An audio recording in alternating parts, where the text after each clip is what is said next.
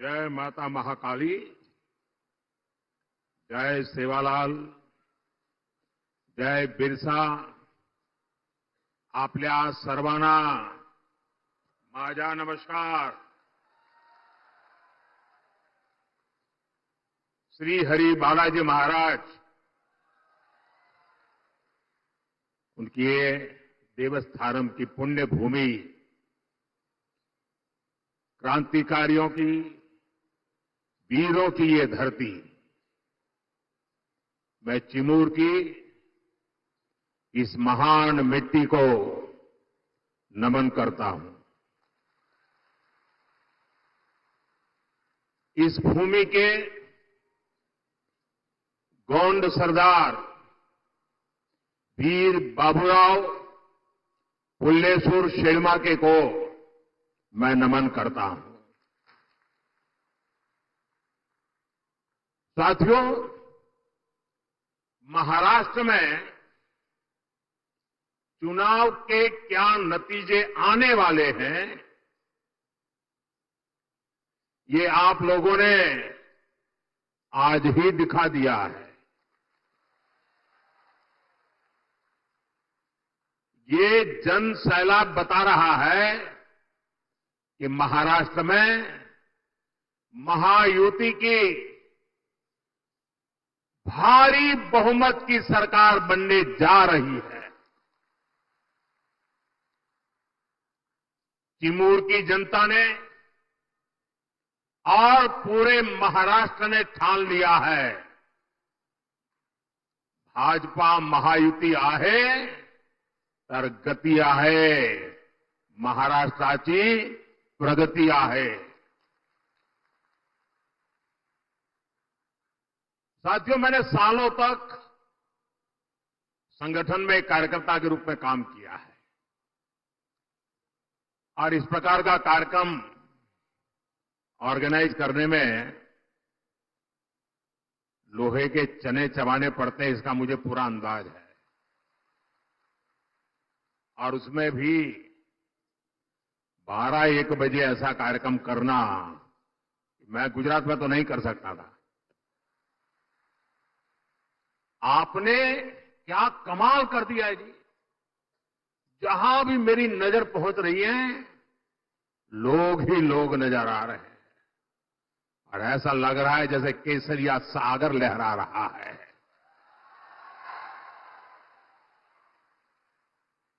साथियों, मैं आज महाराष्ट्र भाजपा को भी बधाई दूंगा, जिसने बहुत ही शानदार संकल्प पत्र जारी किया है. ये संकल्प पत्र में लाड़की बहनों के लिए, हमारे किसान भाई बहनों के लिए, देश की युवा शक्ति के लिए, महाराष्ट्र के विकास के लिए एक से बढ़कर एक शानदार संकल्प लिए गए हैं. एआई यूनिवर्सिटी की बात हो, वाटर ग्रिड प्रोजेक्ट हो, हर घर से पाइप से पानी हो, देहात में पक्का घर हो, डिजिटल कनेक्टिविटी को बढ़ाना हो, इसमें महाराष्ट्र के भविष्य को उज्जवल बनाने के लिए बहुत सारी योजनाएं और संकल्प की प्रस्तुति है. मैं महाराष्ट्र के आप सभी लोगों को इस संकल्प पत्र के लिए बहुत बहुत बधाई देता हूं. ये संकल्प पत्र अगले 5 साल के लिए महाराष्ट्र के विकास की गारंटी बनेगा. साथियों, महायुति के साथ साथ केंद्र में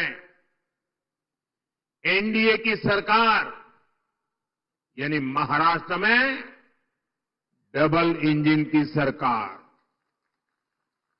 यानी विकास की डबल रफ्तार। महाराष्ट्र के लोगों ने पिछले 2.5 वर्षों में विकास की इस डबल रफ्तार को देखा है।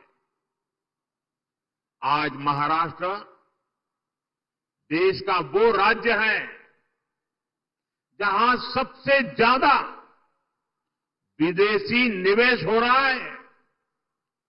फॉरेन डायरेक्ट इन्वेस्टमेंट, यहां नए एयरपोर्ट बन रहे हैं, नए एक्सप्रेस वेज बन रहे हैं। आज महाराष्ट्र में करीब 1 दर्जन वंदे भारत ट्रेनें चल रही है। राज्य के 100 से ज्यादा स्टेशनों का कायाकल्प किया जा रहा है। राज्य में कई रेल मार्गों का विस्तार हो रहा है। साथियों, महायुति की सरकार की स्पीड से काम करती है और ये अगाड़ी वालों की जमात कैसे कामों को रोकते हैं, चंद्रपुर के लोगों से बेहतर ये बात और कौन जानेगा।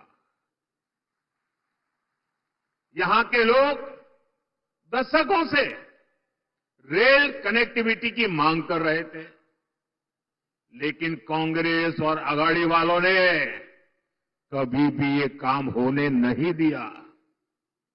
हमारी सरकार ने कांपा वरोरा रेलवे लाइन को मंजूरी दी। नागपुर से गढ़चिरौली रेलवे लाइन का काम भी अब बस पूरा होने की तैयारी में है। इससे किसको सुविधा मिलेगी? आपको ये सुविधा मिलेगी। आपका समय बचेगा, आपका पैसा बचेगा। भाइयों बहनों, महाराष्ट्र का तेज विकास ये अगाड़ी वालों के बस की बात नहीं है भाई।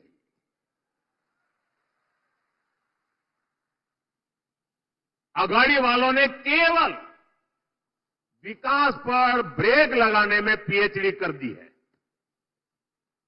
कामों को अटकाना, लटकाना और भटकाना, ये कांग्रेस वाले तो इसमें डबल पीएचडी है, एक्सपर्ट है। 2.5 साल में इन्होंने मेट्रो से लेकर वाढवण पोर्ट और समृद्धि महामार्ग तक हर विकास परियोजनाओं को रोकने का काम किया। इसलिए याद रखिएगा, अघाड़ी यानी भ्रष्टाचार के सबसे बड़े खिलाड़ी। ये अघाड़ी यानी खिलाड़ी।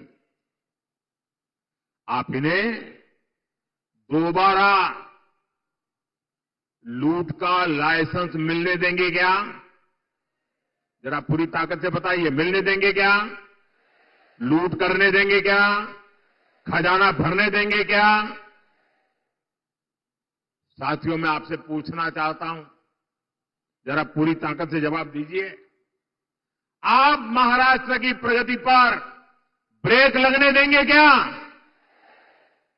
साथियों, कांग्रेस और उसके साथी दल हिंसा और अलगाववाद पर राजनीतिक रोटियां सेकते हैं। अभी कुछ ही दिन पहले जम्मू कश्मीर की विधानसभा में क्या हुआ, पूरे देश ने देखा है। आपने भी टीवी में देखा होगा, अखबारों में पढ़ा होगा, सोशल मीडिया में आया होगा। ये हमारा जम्मू एंड कश्मीर दशकों तक अलगाववाद और आतंकवाद में जलता रहा। महाराष्ट्र के मेरे कितने ही वीर जवान मातृभूमि की रक्षा करते करते जम्मू कश्मीर की धरती पर शहीद हो गए। और ये हालत बनी कैसे, ये पाप पनपा कैसे? जिस कानून की आड़ में, जिस धारा की आड़ में ये सब हुआ, वो धारा थी 370, और ये 370 धारा कांग्रेस की देन थी। और जैसे ही हमने 370 को खत्म किया, कश्मीर को भारत और भारत के संविधान से पूरी तरह नाता जोड़ा। हमारे देश के बहुत लोगों को पता ही नहीं है, शायद आपके लिए भी बहुत सी जानकारी पहली बार होगी। बाबा साहब आंबेडकर ने जो संविधान बनाया, जो संविधान पूरे देश ने स्वीकार किया, लागू किया, लेकिन आपको जानकर के दुख होगा, इस संविधान की माला जपने वाले लोगों ने 7 दशक से भी ज्यादा समय जम्मू कश्मीर में बाबा साहब आंबेडकर के दिए हुए संविधान को लागू नहीं किया था। 7 दशक तक, देश आजाद होने के बाद, जब तक मोदी नहीं आया तब तक इस देश में 2 संविधान चलते थे। एक संविधान जो बाबा साहब आंबेडकर ने दिया, जिसका पालन हम सब लोग करते थे, और दूसरा विधान जम्मू कश्मीर था। जम्मू कश्मीर का हाईकोर्ट का जज शपथ लेता था, भारत के संविधान के नाम पर नहीं। जम्मू कश्मीर का मुख्यमंत्री शपथ लेता था, भारत के संविधान के नाम पर नहीं। कारण 370 की ऐसी दीवार थी जो बाबा साहब के संविधान को जम्मू कश्मीर में घुसने नहीं देती थी। ये मोदी को आपने आशीर्वाद दिया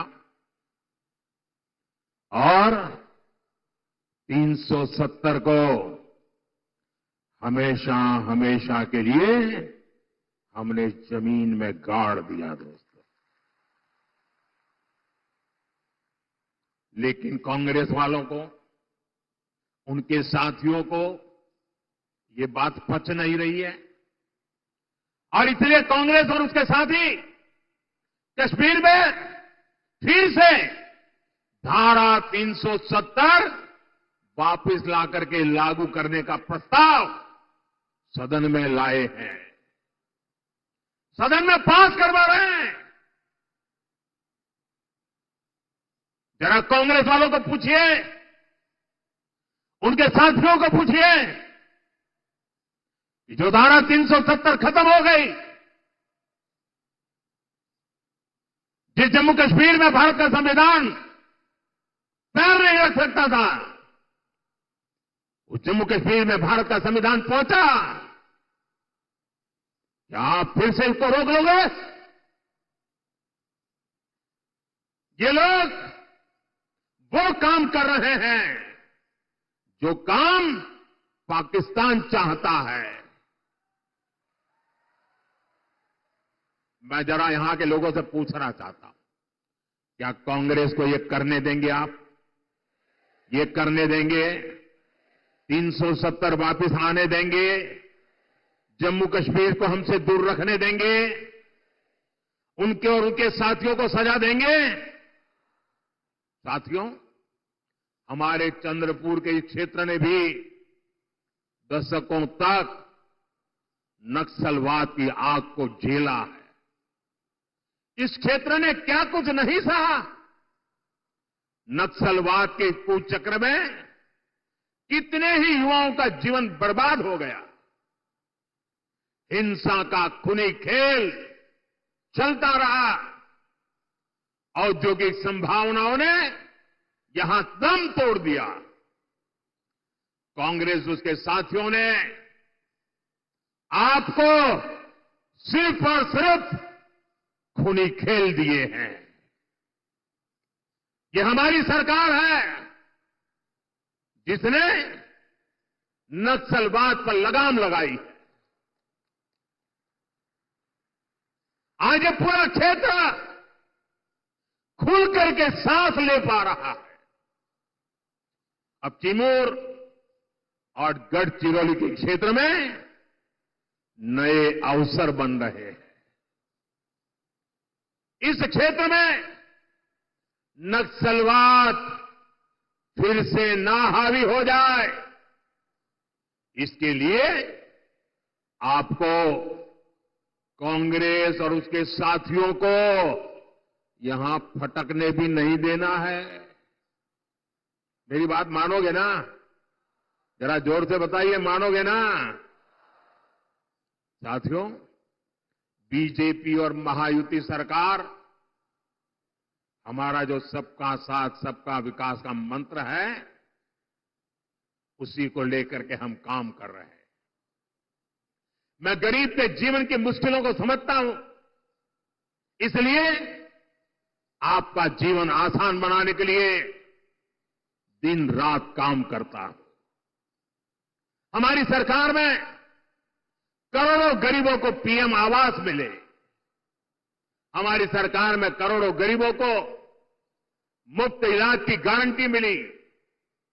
नई सरकार बनते ही हमने आयुष्मान योजना का लाभ 70 वर्ष से अधिक उम्र के सभी बुजुर्गों को भी दे दिया। हमने गांव-गांव सड़क पहुंचाई, बिजली पहुंचाई। करोड़ों परिवारों को जल जीवन मिशन के तहत पानी का कनेक्शन मिला। अकेले चिमूर में ही 16 लाख परिवारों को मुफ्त राशन मिल रहा है, ताकि गरीब के घर का चूल्हा जलता रहे। गरीब कल्याण की योजनाओं का सबसे ज्यादा लाभ हमारे वंचित समाज को हुआ है। दलित हो, पीड़ित हो, शोषित हो, आदिवासी हो, ओबीसी हो, उनको मिला। और ऐसे ही प्रयासों से पिछले 10 साल में 25 करोड़ लोग गरीबी से बाहर निकले हैं। महायुति की सरकार इस क्षेत्र में भी गरीबों को मजबूत करने के लिए, उन्हें नए अवसर देने के लिए काम करेगी। साथियों, हमें महाराष्ट्र को समृद्ध बनाने के लिए हमारे किसानों को समृद्ध बनाना है। आज यहां किसानों को पीएम किसान सम्मान निधि का फायदा मिल रहा है। महायुति सरकार साथ में नमो शेतकरी योजना का डबल फायदा भी दे रही है। चंद्रपुर जिले में और इस क्षेत्र में धान की पैदावार भी होती है। आणि तुमच्या चिन्नोरची चव किती मधुर असते। आप सभी को महाराष्ट्र भाजपा की घोषणाएं बहुत मदद करने वाली है। साथियों, हमारी सरकार सोयाबीन किसानों को संकट से उबारने के लिए भी आर्थिक सहायता दे रही है। सोयाबीन किसानों को अलग से 5,000 रुपये दिए जा रहे हैं। महायुति की सरकार ने सोयाबीन का न्यूनतम समर्थन मूल्य 6,000 प्रति क्विंटल करने का भी वायदा किया है। हमने प्याज निर्यात शुल्क को भी कम किया है, ताकि हमारे किसान भाइयों की आय बढ़े। भाइयों और बहनों, महाराष्ट्र में किसानों का कांग्रेस और अगाड़ी की सरकार ने बहुत नुकसान किया है। आपको याद है, अपने शासन में इन्होंने जलयुक्त शिवार योजना को रोक दिया था। महायुति सरकार ने यह काम फिर से शुरू किया। बीते वर्षों में नीलवंडे बांध और कैनाल के काम पूरे हुए। विशाल गोसीखुर्द प्रोजेक्ट भी अब पूरा होने जा रहा है। साथियों, चंद्रपुर के तो बैम्बू दुनिया भर में मशहूर है। ये हमारी सरकार है जिसने बैम्बू से जुड़े अंग्रेजों के जमाने के पुराने नियमों को बदला, कानूनों को बदला, जिसके लिए आपके लिए बैम्बू की खेती आसान हो जाए। गढ़चिरौली और चंद्रपुर में बांस शिल्पकारों की स्किल ट्रेनिंग पर भी हमारी सरकार जोर दे रही है। साथियों, मैं आपको कांग्रेस और उसके साथियों की एक बड़ी साजिश से भी सावधान कर रहा हूं। हमारे देश में आदिवासी समाज की जनसंख्या करीब करीब 10% के आसपास है। कांग्रेस आप आदिवासी समाज को जातियों में बांटकर, टुकड़े टुकड़े करके कमजोर करना चाहती है। यहां चिमूर, चंद्रपुर में भी बड़ी संख्या में मेरे आदिवासी भाई बहन रहते हैं। कांग्रेस चाहती है कि हमारे आदिवासी भाई एसटी के रूप में उनकी पहचान खो दें, आदिवासी के रूप में उनकी पहचान खो दें, उनकी ताकत से उनकी जो पहचान बनी है वो बिखर जाए। सारे आदिवासी समाज की छोटी छोटी जातियां अपने आप को एसटी के नाते भूल जाए, आदिवासी के नाते भूल जाए, सिर्फ जाति के रूप में याद रखें और आपस में लड़ें, आपकी एकता टूट जाए। ये कांग्रेस का खतरनाक खेल है। कांग्रेस गोंड समाज को राजगोंड से लड़वाना चाहती है, अरग समाज को प्रधान समाज से लड़वाना चाहती है, कांग्रेस पठारी को सरोटी से, हलवा को हलवी से, कोलम को मन्नेर बारलू से लड़वाना चाहती है। आदिवासी समाज जातियों में बटेगा तो उसकी पहचान खत्म हो जाएगी, उसकी ताकत खत्म हो जाएगी। विदेश में जाकर कांग्रेस के शहजादे खुद ये ऐलान कर चुके हैं। इसलिए मैं कहता हूं, हमें कांग्रेस के इस षड्यंत्र का शिकार नहीं होना है, हमें एकजुट रहना है। और इसलिए मेरा तो आपसे एक ही आग्रह है, हम एक रहेंगे तो सेफ रहेंगे, हम एक रहेंगे तो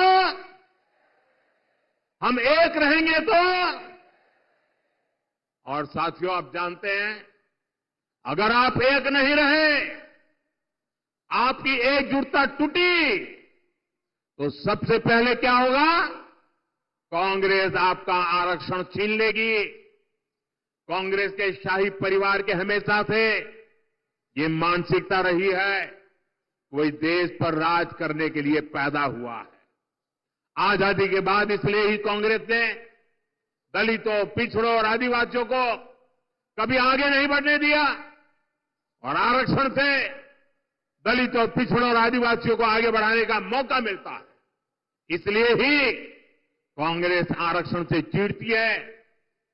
80 के दशक में तो कांग्रेस ने, जब राजीव गांधी नेतृत्व करते थे, चुनाव का समय, चुनाव चल रहे थे और उनकी हिम्मत देखिए, बाकायदा उन्होंने अखबारों में एडवर्टाइजमेंट दी थी, पोस्टर जारी किए थे और दलितों, पिछड़ों और आदिवासियों को मिलने वाले विशेष अधिकार पर सवाल उठा दिया था।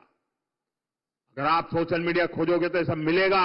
और मैं तो यहां के पत्रकारों से आग्रह करता हूं कि जरा 84 की एडवर्टाइजमेंट खोल करके निकाल के दिखाइए इन लोगों को, कैसा पाप किया इन लोगों ने। कांग्रेस तब दबंगों की भाषा बोल रही थी। कांग्रेस ने तो तब भी एक तरह से कह दिया था कि आरक्षण की कोई जरूरत नहीं है, ऐसा कांग्रेस वाले बोलने की हिम्मत करते थे। आज भी कांग्रेस दबंगों की भाषा बोल रही है कि दलितों, पिछड़ों, आदिवासियों का आरक्षण खत्म कर देंगे। इसलिए आपको कांग्रेस और उसके साथियों से सतर्क रहना है। साथियों, हमें चंद्रपुर और महाराष्ट्र के विकास अभियान को और तेजी से आगे बढ़ाने की जरूरत है। ये काम केवल और केवल महायुति सरकार ही करेगी। मेरी अपील है, आप महायुति के उम्मीदवारों को भारी बहुमत से जिताइए। और साथियों, इतना बड़ा जनसैलाब इस बात की गारंटी बन जाता है कि यहां सबकी सब सीटें आप जिताने वाले हो। आप सभी इतनी बड़ी तादाद में हम सबको आशीर्वाद देने के लिए आए। मैं फिर से एक बार आप सभी का हृदय से बहुत बहुत धन्यवाद करता हूं। पूरी ताकत से मेरे साथ बोलिए भारत माता की। दोनों हाथ ऊपर करके पूरी ताकत से बोलिए भारत माता की, भारत माता की, भारत माता की, भारत माता की। बहुत बहुत धन्यवाद।